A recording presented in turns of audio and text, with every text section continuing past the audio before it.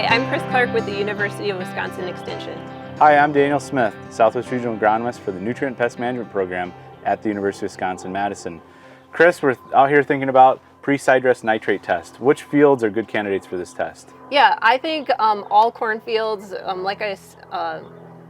really think this is an underused tool. So using it on your cornfields, those that have a history of manure, as well as fields that maybe have a previous legume. And I really think it's a great tool for the cover crops to be able to detect if nitrogen is going to be immobilized. When should we be taking these samples? Yeah, so there's a couple of different options to think about when. You could think about 4 to 6 weeks after planting. You could think about your vegetative stages from V3 to V5, and those would be good timing for pulling those samples. Great. What are the steps to actually collecting this sample out in the field? Yeah, once you've decided which fields are good candidates, get yourself a bucket. It's probably going to be really helpful to borrow or get a soil probe, because this sample you have to get a foot deep. It's a deeper soil sample compared to your regular fertility samples. Also think about your soil type, because this sample, or the results that we get from the university, is tied to its soil yield potential. So if you know that the top portion of the field is yielding better than the lower portion of the field, make those two separate samples. The other thing is one sample should equal about 20 acres.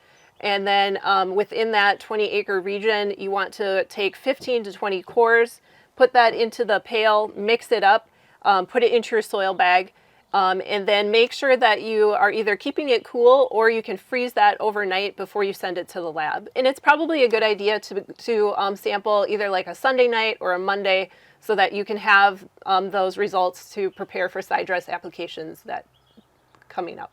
Great. And for more information on collecting these samples and interpreting those results, where should we look? Yeah, so I think A2809 is a really good option.